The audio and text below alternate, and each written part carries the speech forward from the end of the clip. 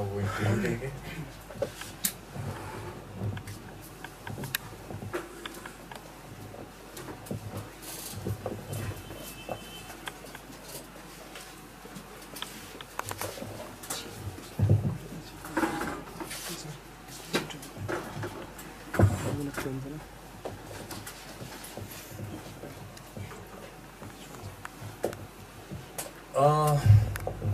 India as a country has as many people as 4 continents in the world. Europe, North America, Antarctica and Australia. So when you say that there is the other India that we talk about, it's a kind of a myth, because there is no one other India. There are too many other Indias. And even if you spend an entire lifetime trying to know some of these glimpses, some of these other Indias, you'll just get a little bit of glimpse about some of these other Indias. And for me personally, one book that has given me a phenomenal glimpse into that other India is this book. Most of us here would probably know about Binayak's arrest and his incarceration, and then his release on bail and the court case that is still ongoing. And for people who haven't yet read the book, they would think that this would be a kind of a tell-all of kya hua tha, kaise hua tha. But surprisingly and thankfully, that is not it. Though it begins from there, the book occupies, this incident occupies just 5% of the book. And the other 95% is a glimpse into this world which is in a way beyond imagining. And therefore, for that reason, it's a record, if nothing else, even if you don't consider its other merits, it's a record of things that have happened that where there's hardly any other record of. It is for anybody who wants to bring any kind of real change in this country, be it in rural areas, urban areas. There is a lot of things out here which you can do, how you can do it. So we'll start the question and answer session. I have a few questions ready with me, and I'll try to stick with the book. Ilina, let's begin from the beginning. What took you and Binayak to Chhattisgarh of all places? Many people have asked this, Satyen, and I think what took us there was, first of all, mixed motives. I mean, there was no one inspirational event that changed our world overnight and we abandoned Delhi and went off to Chhattisgarh. It wasn't quite like that. We went initially to explore, and I think somewhere in both of us, separately and together, there was some idea that both for personal liberation as well as for social commitment, because both of us were interested in, I was always interested in people. See, in the home in which I had grown up, for example, the world was divided into Bengalis and non-Bengalis. So there were, the us and the them. So I was always interested in the world of the them. And mine was an aggressively Bengali family. My mother was a singer of Rabindra Sangeet, and it was a beautiful environment in many ways. But the people amongst whom we lived, they never formed part of our universe. And I was always interested in connecting with them. I grew up in Madhya Pradesh. I grew up in Shillong. But the world of the Khasi people, and this was when the agitation for Meghalaya had already started. But deep into the night, when the drums would be beating and people would be shouting, and you could hear the slogans, "No Hill State, no rest, we want Hill State," our doors and windows were shut because we were afraid. So why were we afraid? Why didn't we want to understand what was going on around us? So this desire to connect with people around us, and of course many more people around us were, not as privileged as us, and they were different, and they had their issues, and so I was always interested. And in a similar way, Binayak was also interested, and I think we wanted to explore the world and connect with people, wanted to see for ourselves, and didn't want to be straitjacketed into, promising careers that we could possibly have had. So that's what took us there, and once we were there, we loved the place. I mean, personally, I can say that my love affair was with Chhattisgarh and continues to be with Chhattisgarh in many ways. Yesterday you said that one of the reasons why you stayed in Chhattisgarh for so long was your love for the Chhattisgarhi women. Can you elaborate on that? See, I had just come out of JNU, and women in North India, I mean, if you went out of JNU a little bit, I mean, JNU, of course, was in a different sense a liberating space. But outside of JNU, when we went into the rural areas in Haryana, women were there in heavy ghungats, and I mean, there was the separation of the inner world and the outer world, and women did not really have access into that. Some of our classmates who were from Haryana, Rajasthan, Punjab, they told horrible stories about the condition of women in their homes and their villages. And from that we went into Chhattisgarh, and we suddenly land up. I've tried to describe that in the book. We land up in Dali Rajhara late one night, and somehow find our way to the union office, the first visit, and sleep there. And in the morning, there are these brightly dressed, very, very smart women, very articulate women who come and shake our hands, and they say, "Come." And it was so amazing. They're such good public speakers. Many of them were illiterate, but I could not. I mean, when in school, I could not even read aloud in class, and until a few years ago, I could not even have been able to speak like this. It took me years to learn to communicate in a public forum. But they were so articulate, and they were, they were never afraid. So many of them had so many talents. They sang, and they would always ask me that the ones who sang, they composed their own songs. They wrote their own lyrics. And they said, I sang, but I sang the lyrics of others. So they would say to me, why don't you write your own songs? I had never been taught that you could do that, and I still can't. So in so many ways, they were so inspiring, and they were such good friends, and they remain good friends. I learned so much from them. So the fact that women could play this kind of a role in society, in politics, in the economy, and the women of Dali Rajhara were not afraid of anything. I mean, that was a fantastic experience, and I think my life really began with that, and I'm really, really privileged that it did. That brings us to the question that you talk about gender equality in the tribal areas quite a lot in your book, and you also talk about how it changed over a period. Could you talk about that? See, I mean, this may sound very romantic, I mean, what I said earlier, and there is a certain, I mean, unless we have some romanticism in our lives, we cannot survive, I think. So, it is, in many ways, it is a much more egalitarian society. Women are visible, present, active. Yet, it's not as if there is no patriarchy. It is not as if, women's problems and issues do not exist, and they exist in different ways. One is that, as the workers began to settle down, as they began to have better incomes and become gentrified, this area of housekeeping and homekeeping became important. And I mean, I've described in one section that early on, when we arrived and people were still struggling for their basic rights, demonstrations and meetings, political meetings would go on late into the night, and everybody would sit through it.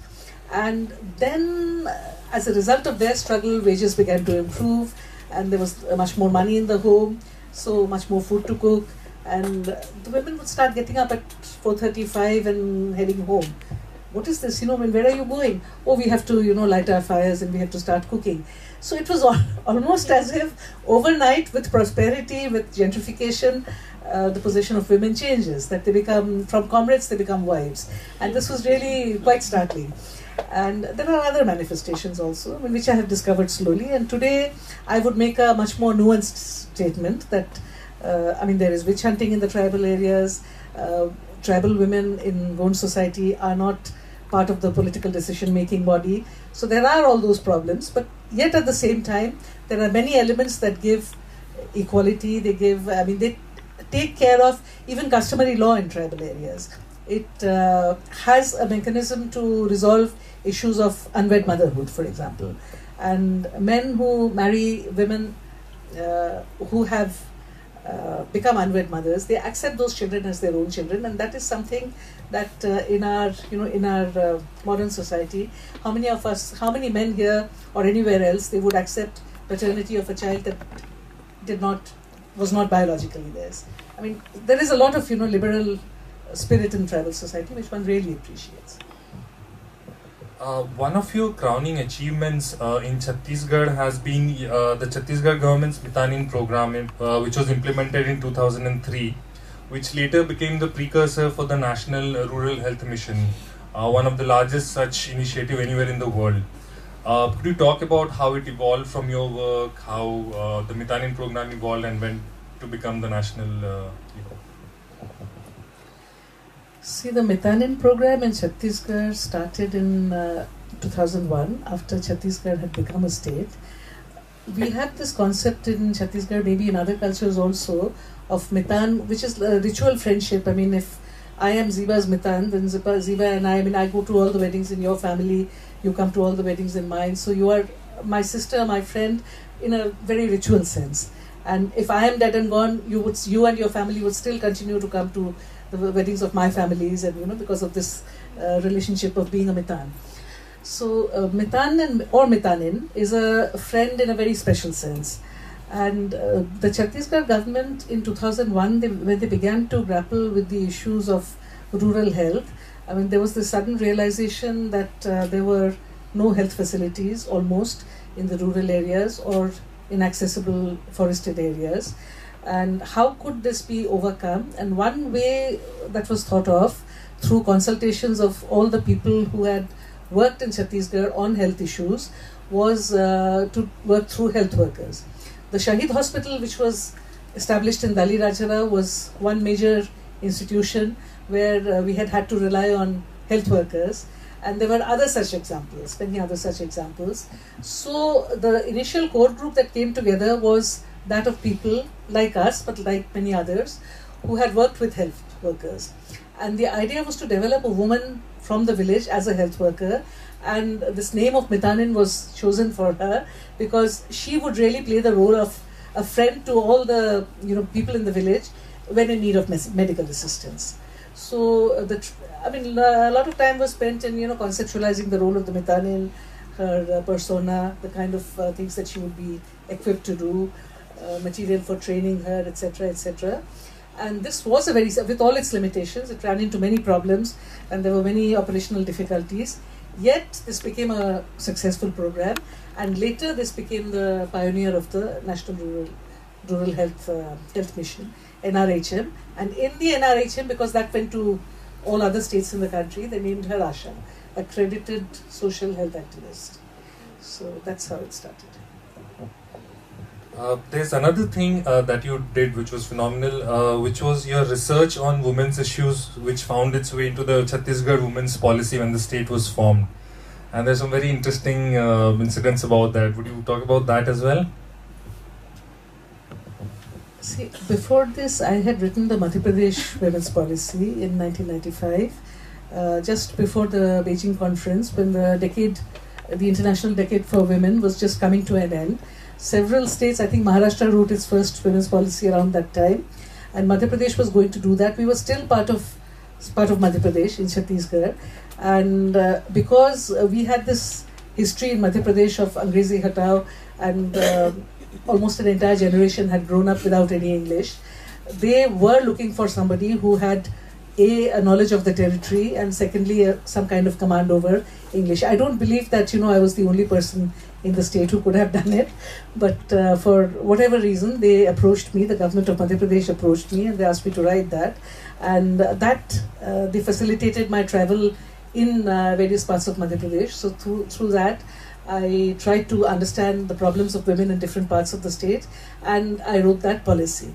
Now, some of the bureaucrats who had worked with me on that, when the state was divided and when Chhattisgarh was created, they became part of the bureaucracy of Chhattisgarh, and they approached me in turn when for Chhattisgarh a women's policy had to be created. So that's how this happened. And of course I had much more intimate knowledge of women in Chhattisgarh than I had of the rest of Madhya Pradesh. So this was something that became actually a labor of love. And I enjoyed it very much. I enjoyed writing the document. I enjoyed the consultations with various women's groups from the state of Chhattisgarh. But of course, at this time, the state's budget, etc., had not been very clearly, done up.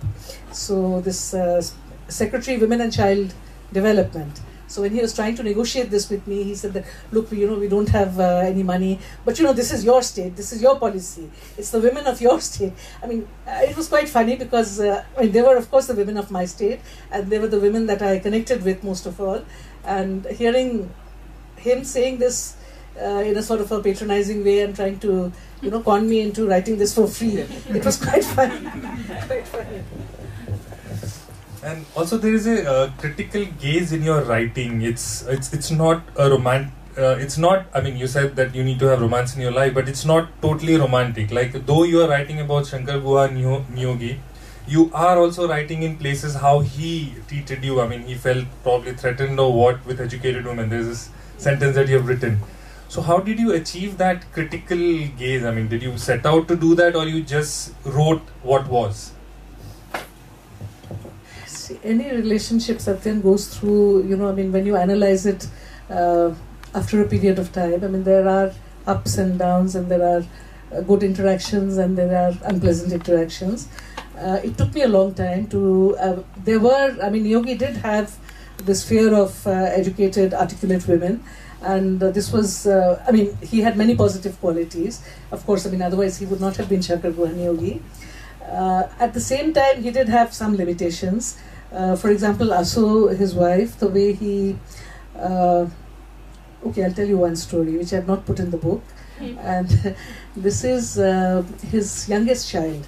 There was a time when Mukti, who later became mayor of Dali Rajara, Mukti was very seriously ill, and Niyogi came home late at night, and he of course would, because of his union work, he would be out all day and leave very early, come back very late, and also practically on very limited resources, she brought up the children. So he came back very late, and he found that this child was, burning with fever. And his first, the first time he told us this story, and how he called up, some medical shop. This was before Shahid Hospital had started or any of the doctors had arrived.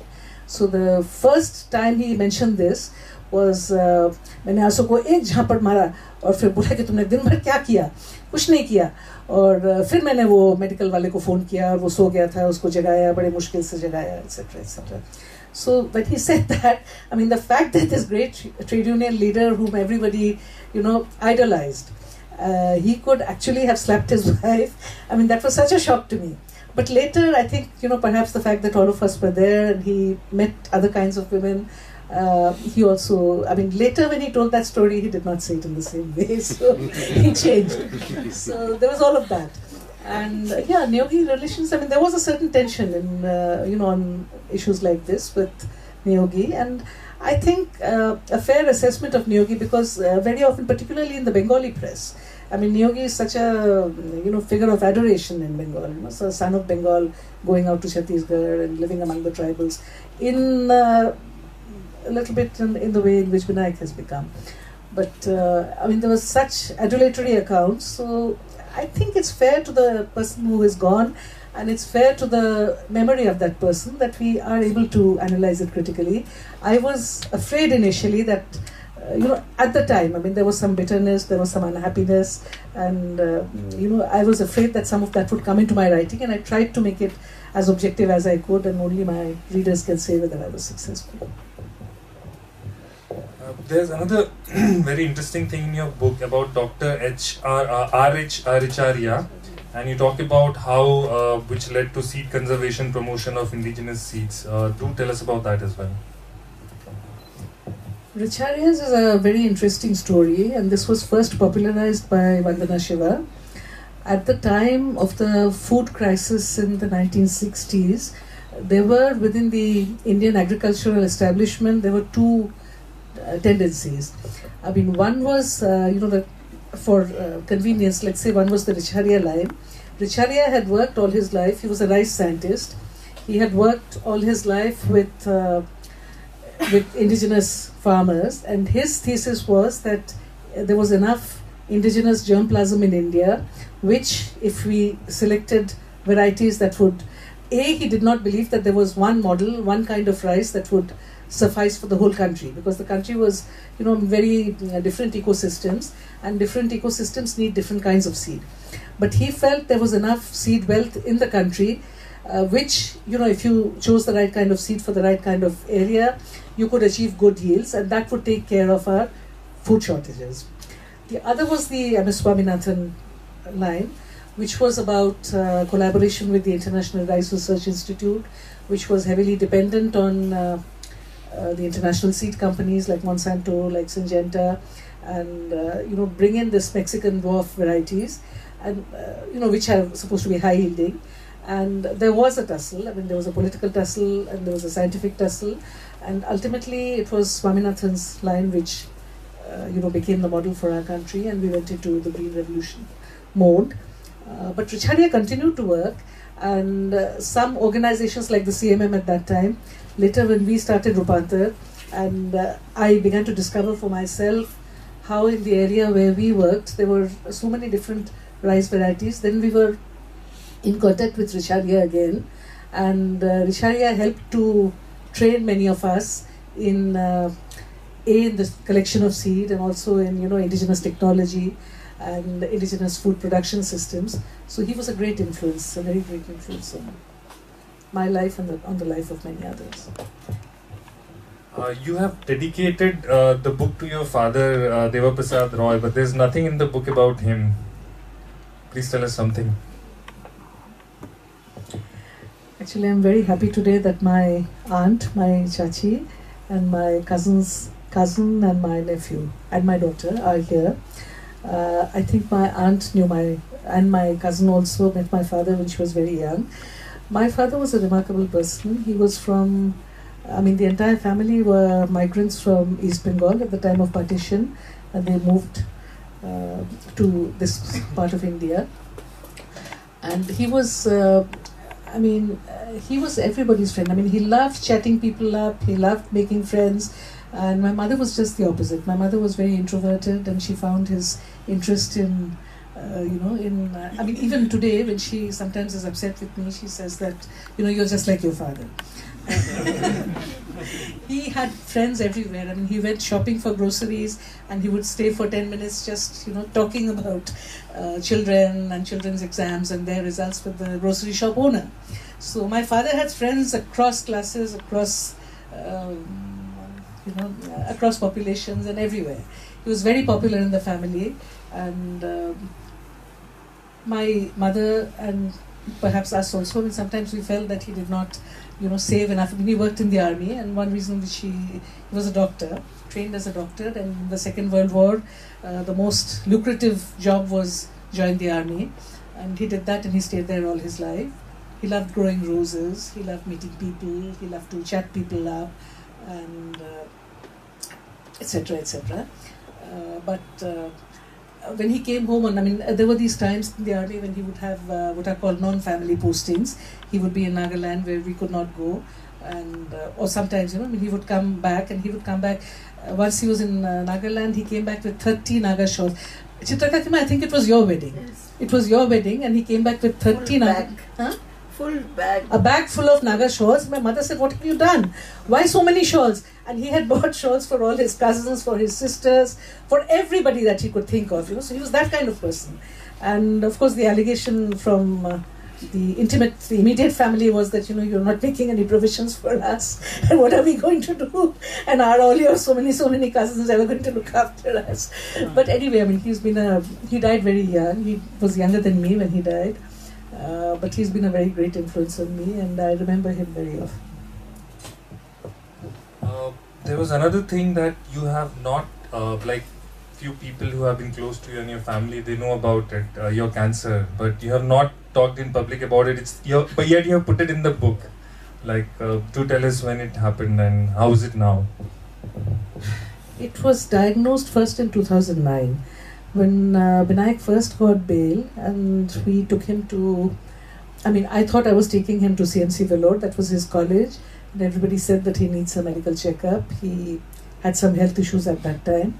So we went to Vellore together, and partly, people said that, okay, you've also had a lot of stress, so why don't you also have a general checkup? And I just went into it, I thought it was just routine. But in the course of the routine checkup, and in A mammogram is a test that is, I mean, in the West, I believe it's routinely, I mean, women routinely have it, and people are advised to have it. We almost never do it in India. And somebody said, do a mammogram. I said, oh, what for? And then I went for the mammogram. I came out, I cursed the doctors. I said, this is a test that is, you know, designed by male scientists, and it's a horrible test.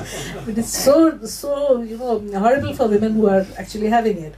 And so all of that, and I was still joking with them at that time, but when the results came out, it turned out that there was a small tumor in my left breast. And okay, and then I had surgery at that time, and I had chemotherapy for 5 months in Vellore. I stayed in Vellore for 5 months at that time, took leave from my job. And everybody said that's such an early detection, and you know, there were no symptoms and there was no pain, it would go away. And I sincerely hoped so, and I believed it also. But sometimes, I mean, some people are just unlucky that it comes back. So in my case, it did come back. In 2013, I had severe pain in the ribs for some time, and you know, I couldn't. I mean, I finally some 3 months of it, and then I went for X-rays, and of course, the first digital X-rays showed that there were cancer deposits again in the bones and in the spine. So I'm still under treatment. I'm a lot better, and this time, despite my strongly allopathic husband, I have also started some alternative treatment, which is Tibetan. I go to a Tibetan doctor in Malad. I went to Dharamshala. I started in Dharamshala with Dr. Pema Dorje, and I'm continuing that. I'm still continuing that. So actually, I'm a lot better with the Tibetan treatment.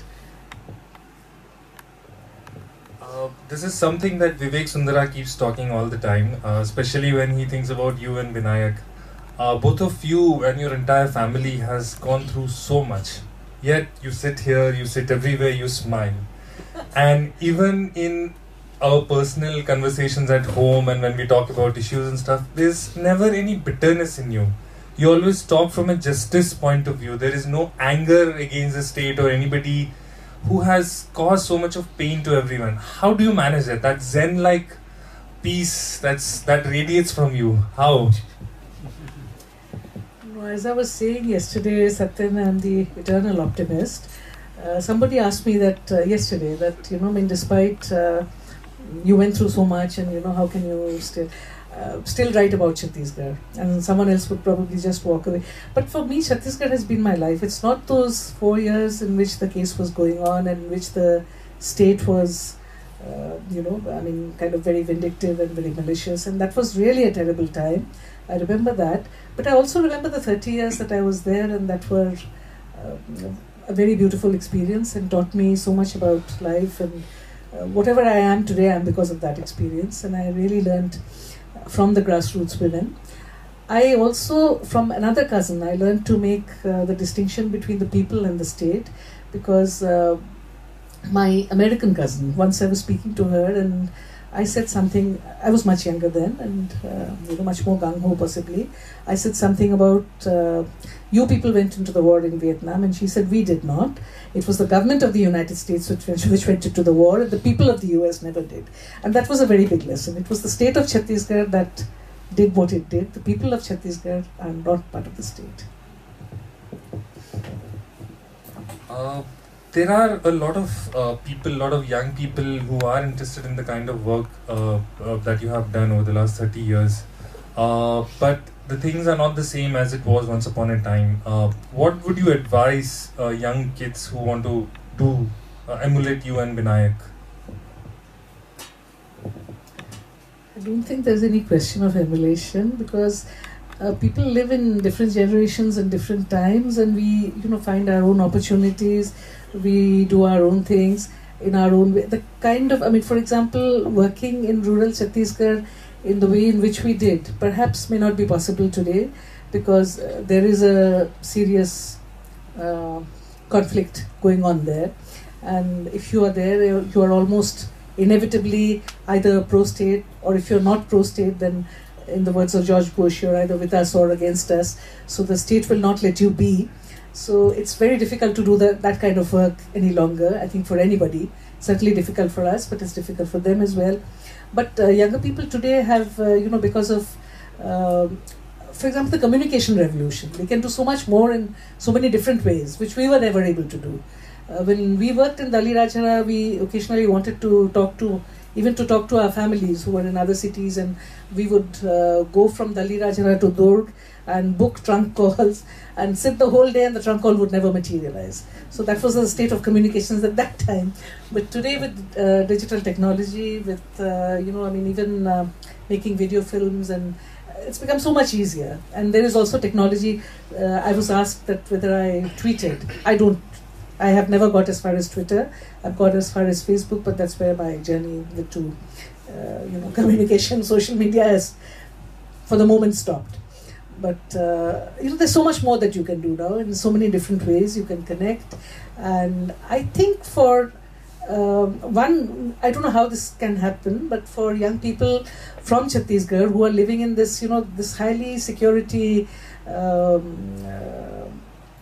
A state with such a high kind of security dialogue, for them to be able to come out of the state and to meet other young people maybe in Mumbai, maybe in other places, and to connect with issues, and for young people to go there. I think there are students from Kashmir at TIS where I teach, and Jafar always used to say to me that it's so important that people go to Kashmir and see what is happening. And I think it's really important that people go to Chhattisgarh and see what is happening, and in their own ways try to connect and try to contribute. And it's very important to get people from there out also, because otherwise the official discourse becomes, so kind of, they get brainwashed with the official discourse, and that I think is a tragedy, and that tragedy needs to be avoided. And as far as the book is concerned, did Penguin have any problems with it? Did they ask you to remove any bits from there or something like that? Penguin was, actually it was a commissioned book, so Penguin was, I think they got a little nervous towards the end, but Penguin was very positive and very encouraging. Right at the end, because of the time of publication, it actually came out in December. And they ran it past 2 lawyers and I would agree with that. I mean, even my own lawyers, to whom Nitya and Ranjit Malani, whom I consulted, they also said that anything that is sub judice should not be put in the book, which is why I have described what happened to me and what we felt, and factually some details of the case, but I have not in detail gone into the evidence either for or against, because one does not want to, in addition to all the trouble, doesn't want to get stuck with contempt of court or anything, so I've really not gone into that. Penguin ran it past 2 lawyers, yes, and there was some suggestions for rephrasing, etc., which I would agree about, because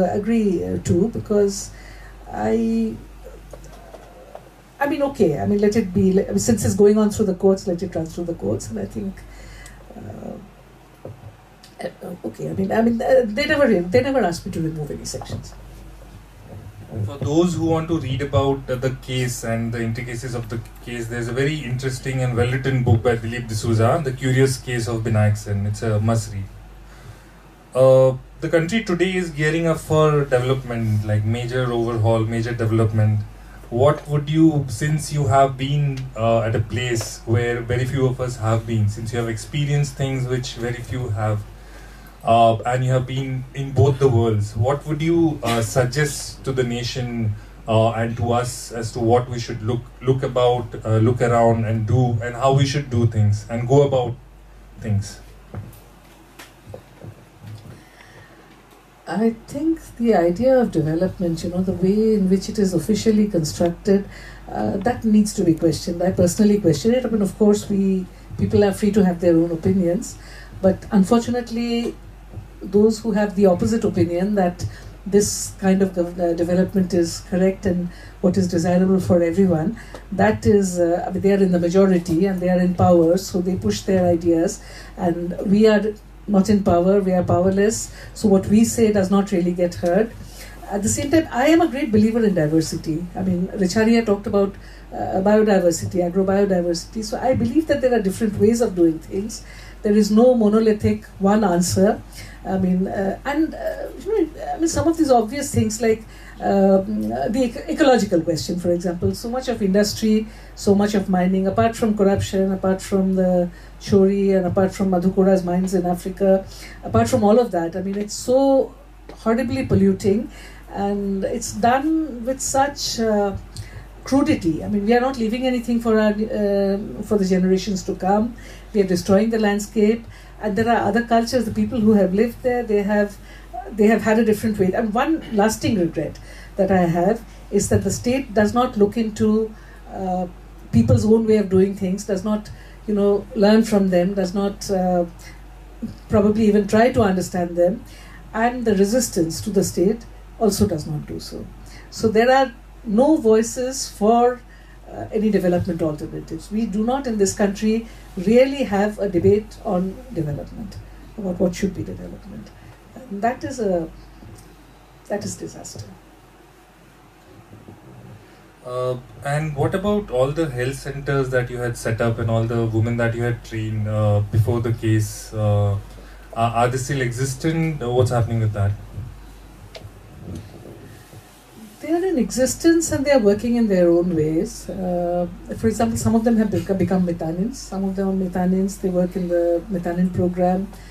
Some of our health workers in Bagrum Nala continue to do very basic things, but without a referral support and without the support of a doctor, it's difficult to do very much in the medical field. So some of that work has come to a standstill, yes. Similarly, our work with seed, we are not doing it just now, but many of the farmers with whom we worked, they have their own cooperatives and they try to grow some of those indigenous varieties which are, they think are okay for them. Some even have taken the position कि हम अपने घर में खाने के लिए देसी बीज लगाते हैं, लेकिन बेचने के लिए हम hybrid लगाते हैं. The pressure of the market and the pressure of the state ideology is so strong that it's very difficult to resist that. So, work like our work in all these fields, I mean, we can only build models and keep the prototypes ready and, keep them living, keep them alive, keep them surviving, so that at some future time, more congenial time, they can be taken up. And is there any attempt to collect your previous writings, like including your PhD? I couldn't find it to buy and read it. I mean, I can take it from you, but... Yeah, I never published my PhD, Satyen, because by the time I actually got around to submitting, it took me many years. At one point, I gave it up and I thought academic pursuit was all useless. But then some, wise people said that you've done so much work on it already, so why don't you just submit it? And then I took 6 months off and submitted it. I never published it. I published papers out of it. I didn't get around to it because I was so deep into Chhattisgarh and, the life there that it never happened. It's there in digital form in JNU, and of course I had copies with me. It wasn't digitally typed, it was microfilm. There's a microfilm version in JNU library. What was the title? It was on the sex ratio, it was on the declining sex ratio in India, the explanation. It's actually very interesting work.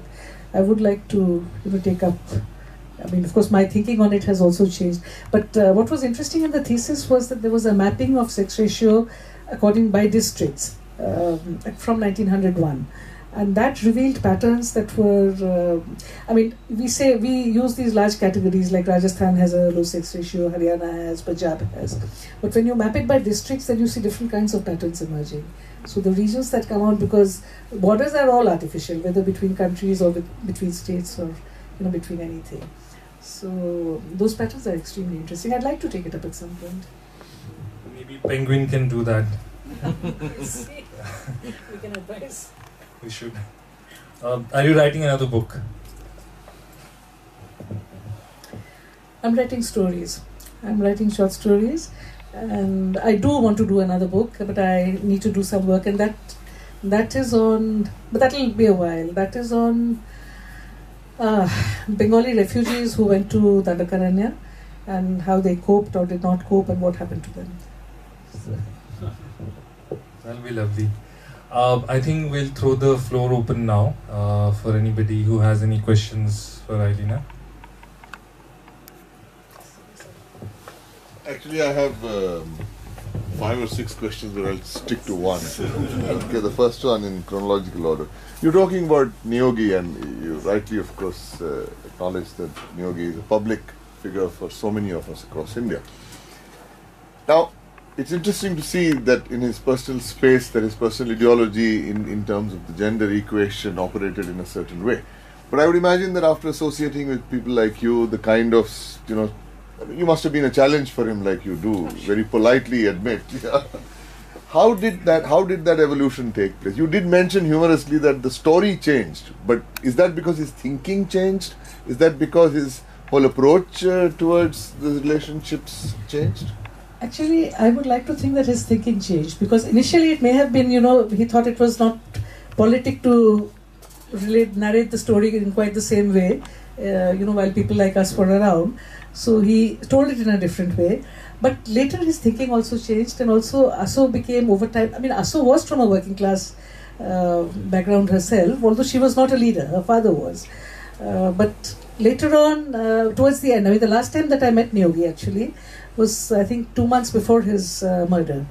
And Binayak and I had gone to see him, and Anup, who was somebody, another, Sudha's husband, he was working with the trade union at that time. And Anup had been picked up by the police, and he'd just been released. So the first person he called up was Asu. We were out somewhere, and he called up Asu and said, "Ki Asu, Anup shoot gaya." And so Asu said, "Acha, kab aate hai? Kab ghar aa raha hai?" So, it was, she became much more of a companion. So relationships also evolve. People change. One more connected question, actually. You've spoken predominantly about your association and whatever your relationship with the women of Chhattisgarh, and very enlightening, of course, and we will learn more from the book.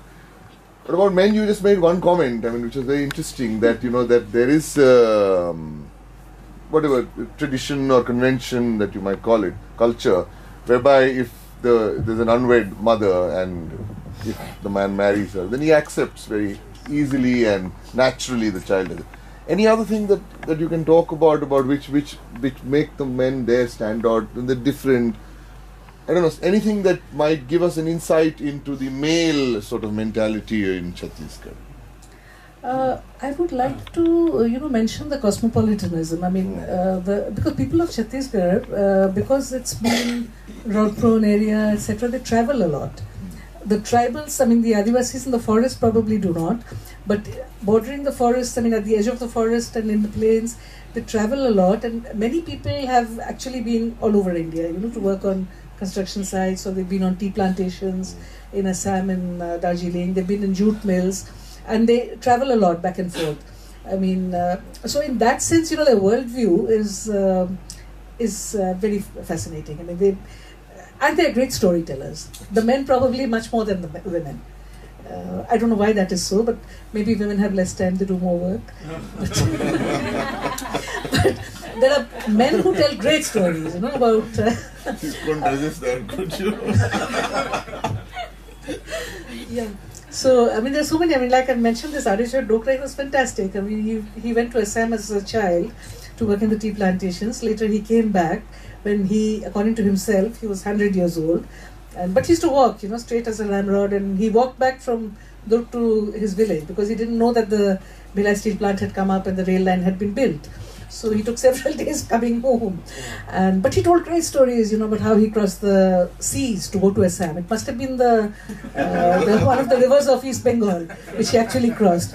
You can't see the other bank, but he said, I crossed the seas and I went, and what was Assam like? And, one of the first things, he was told that there were snakes in Assam when he was a young person, and beware of the snakes. But he was not scared of the snakes. He said, "Saap to mere gaon mein bhi hote the."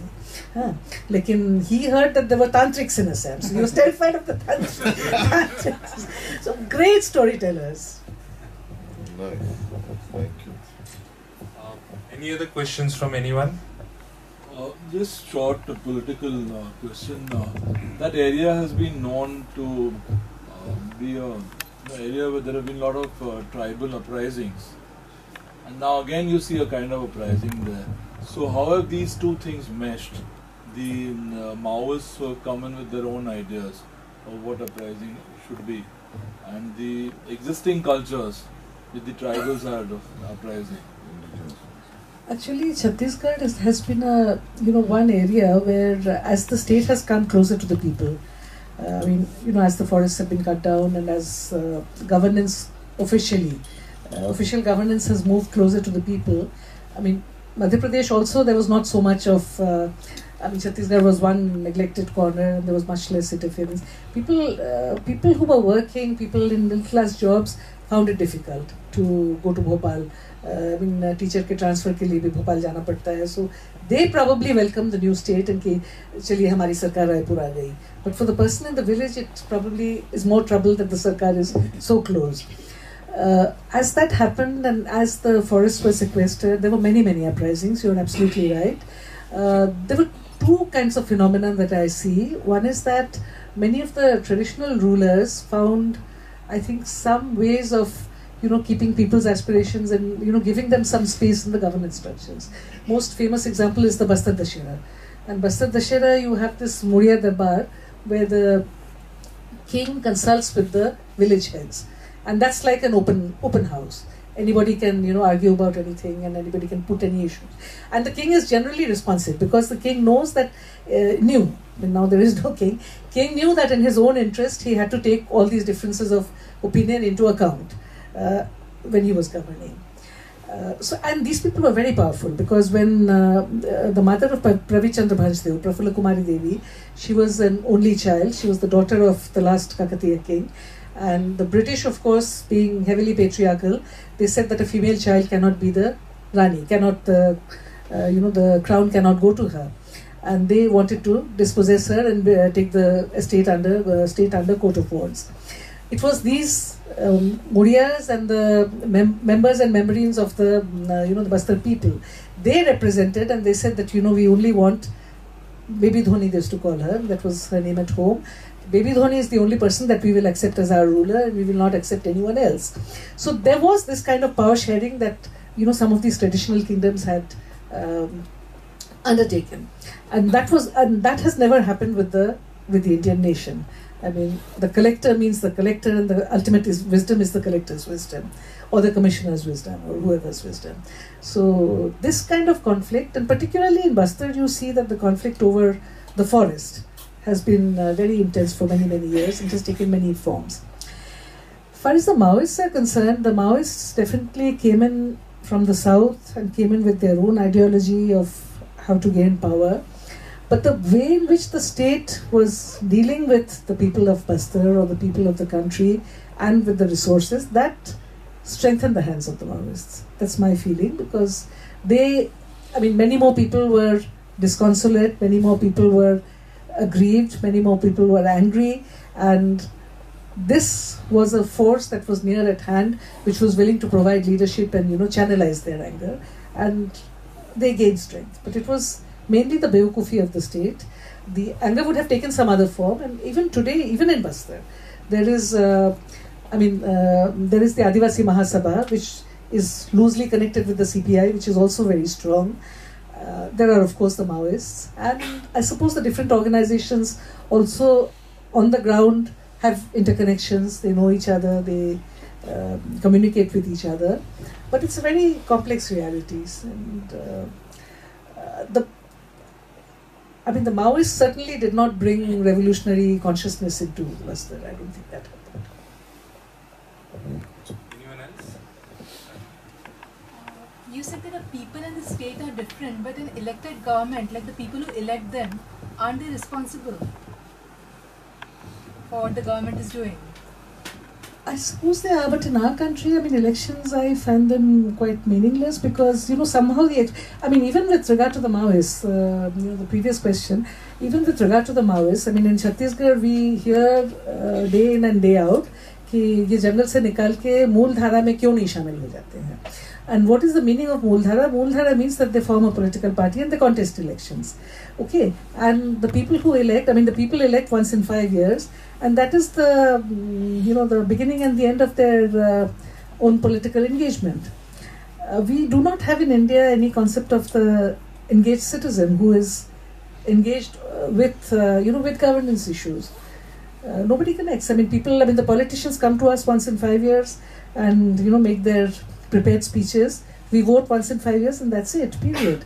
I don't think this is quite an ideal situation, because phenomenon like the Aam Aadmi Party, I mean, without Aam Aadmi, even the Binayak Sen campaign, okay, I mean, these are popular engagements with governance, because people obviously have a lot to say about how the country is being governed, how the judiciary is working, we are not dumbos, for God's sake. And that is not so much manifest. Elections are only one small part, I think. And I think over time we will, break these barriers and emerge with other solutions. Otherwise, this cannot go on, this kind of thing. People are responsible, of course, for who they elect, but usse bahut kuch hota nahi hai, and there is a general disillusionment and disenchantment with the whole system. What is the situation of CMSs now? CMSs, one is that CMSs per se is now very small, because one way in which they managed to, the establishment managed to deal with this militant organization was that they put a cap on recruitment to the manual mines. They had to departmentalize. They had to make these people regular workers of Bhilai Steel Plant, which was what they were agitating for. But they also put a cap on future recruitments into the manual mines. So over time, as the older workers have retired, they've not been replaced with anybody. So a 10,000 strong workforce has now become maybe 2,000. And even that will dwindle away. So by definition, CMSS has shrunk. It has been replaced with the Chhattisgarh Mukti Morcha, which is an amalgam of trade unions in different sectors. And that post-Niyogi, the situation has been very difficult, and there are many splinters, and on the question of how to engage with the state, on the question of how to conceptualize the overall politics of Chhattisgarh, there are many differences, and there are several splinters. On issues, they sometimes come together. And the dominant ideology being of the leadership? There is no one dominant. As I see it, there is no one dominant ideology. Dalli Rajhara is still strong, and the hospital, for example, still runs. And Dalli Rajhara is, it's like a center of pilgrimage, for many of us. We still go there to find succor and strength. But Dalli Rajhara politically is not... it's become a municipality. Niyogi's daughter contested election. She got elected. So it's a very different space today from what it used to be. It's sad. It's sad, but times change. But in other areas in Bhilai, around Raipur, there are more active unions. Dalli Rajhara, the issue of the industrial working class in that sense, it's over. Anyone else? So, what do you think is the future of trade unions in this country?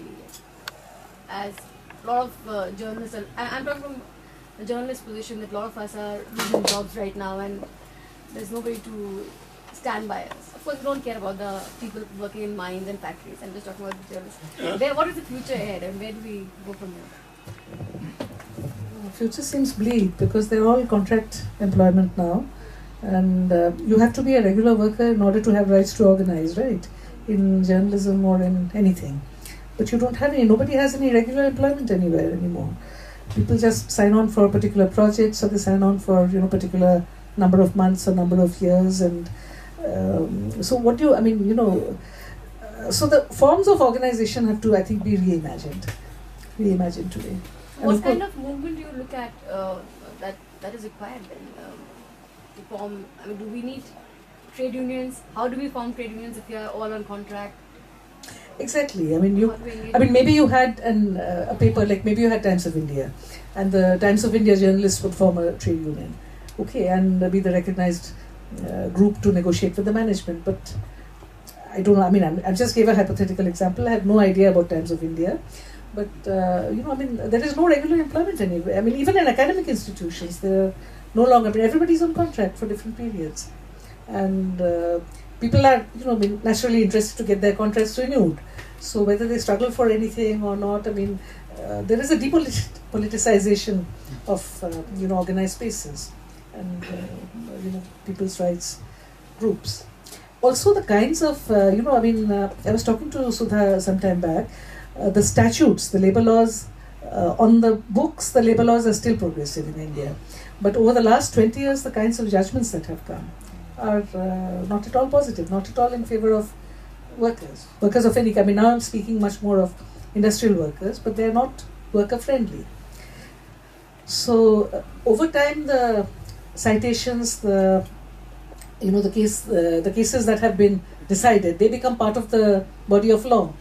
So when you decide a case, the citations are all negative ones now. So it's become very tricky. It's become very difficult.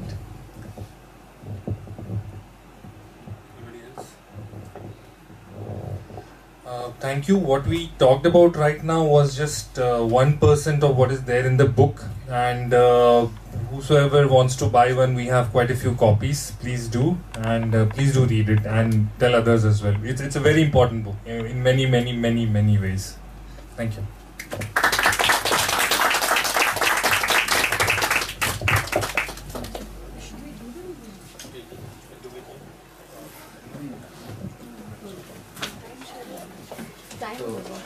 बहुत बहुत धन्यवाद सत्यन और इलीना और आप लोग सभी का, और इस कार्यक्रम को आयोजित करने के लिए हिलेले और कॉम्बैट टीवी का भी बहुत बहुत धन्यवाद। कॉम्बैट